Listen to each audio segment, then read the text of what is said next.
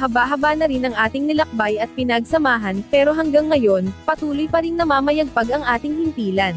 Sa ika-86 na anibersaryo ng DZRH, balikan natin ang ilang mga personalidad, pangyayari, at simbolismong iniukit natin sa kasaysayan. Narito ang unang bahagi ng ilang facts patungkol sa kauna-unahang istasyon sa Pilipinas, ang DZRH. Alam mo ba na unang ipinakilala ng mga Amerikano ang radyo sa Pilipinas noong 1920? Ipinakilala nila ito noong panahon ng kanilang pananakop bilang bahagi ng pagpapakilala ng mga makabagong teknolohiya sa komunikasyon at sistemang kolonyal. Ang DZRH ang kauna-unahang istasyon ng radyo sa Pilipinas. Itinatag ito noong 1939 bilang KZRH ng H.E. Hickok Company, isang kilalang department store sa Maynila.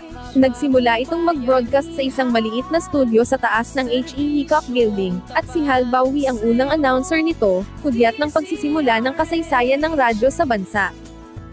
Noong panahon ng pananakop ng mga Amerikano sa Pilipinas, lahat ng mga istasyon ng radyo ay gumagamit ng KZ bilang prefix sa kanilang call sign. Subalit noong 1947, idinaos ang isang International Telecommunications Conference na nagtakda ng pamantayan para sa paggamit ng call signs ng mga istasyon sa iba't ibang bansa. Sa nasabing pagpupulong, napagkasunduan na ang mga istasyon sa Pilipinas ay dapat gumamit ng letrang D bilang panimulang titik ng kanilang call sign.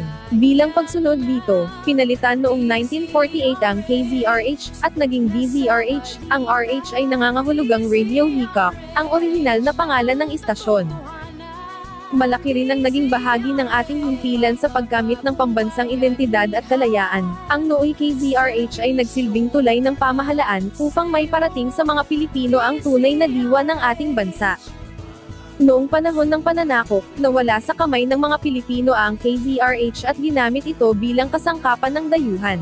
Ngunit pagkatapos ng digmaan, naging simbolo ito ng pagbabalik ng malayang pamamahayag sa Pilipinas. Alam mo ba na ganap lamang gumamit ng wikang Tagalog ang KZRH noong ika-4 ng Hulyo taong 1946 nang inagurahan si Manuel Rojas bilang unang Pangulo ng Pilipinas sa ilalim ng ikatlong Republika. Ang araw na ito rin ang opisyal na pagdeklara ng kasarinlan ng Pilipinas mula sa Estados Unidos.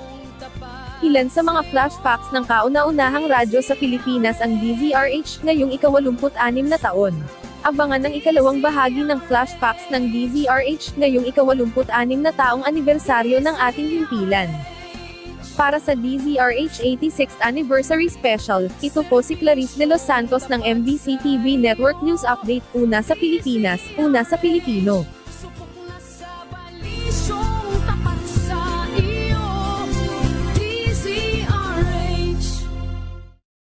Mga ka-happy hour, kung gusto mong manood ang mga balita sa MBC TV Network News Update, mag-subscribe sa aming YouTube channel, i-like ang aming Facebook page, at i-follow sa aming TikTok account.